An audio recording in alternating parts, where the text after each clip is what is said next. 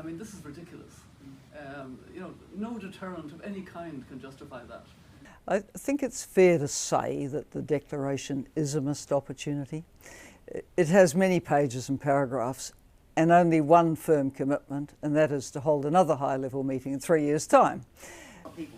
But it also has put the SDGs on. It was clear that they should have been taking the overarching view that the General Assembly can take across sectors, and knowing that leaders were coming, and leaders are not narrowly focused on one thing, they're focused on overall whole of government issues. Notwithstanding that, they went down quite a narrow track to talk about health. Saudi Arabia was head of the G20. Pandemics need multi-sectoral coordination. A pandemic killed, this last one, some 24 million people, a lot of people. But it also has put the SDGs on human development into reverse, caused a $25 trillion or so loss to the global economy. It's been a catastrophe, a multi-sectoral. Countries into debt, which if there was another pandemic tomorrow, there wouldn't be anything like the pockets to dig into to pay what you have to pay to try to respond. And the Secretary General went there and asked... You need overarching leadership. We've advocated, and the elders have strongly supported this, for a Global Health Threats Council, representative of the world's regions and appointed by the General Assembly, which would keep an eye on all this and be a voice for ongoing mobilisation of political momentum and will for preparedness and response and for financing.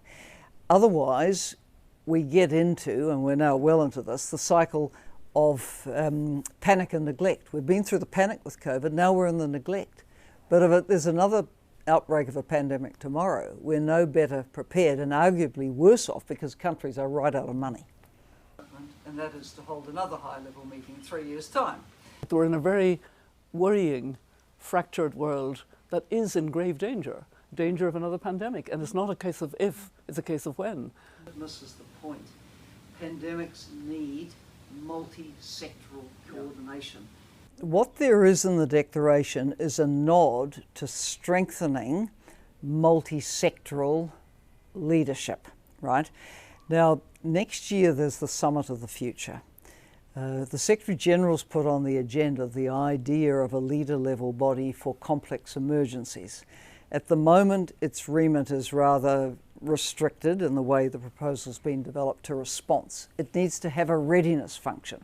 If you could create that platform, a leader-level platform which could address preparedness for complex emergencies, not only pandemic but also food insecurity and probably climate as well, there could be some possibility in this. But if it's an ambulance at the bottom of the cliff, it can't do the job required. SDGs on human development into reverse.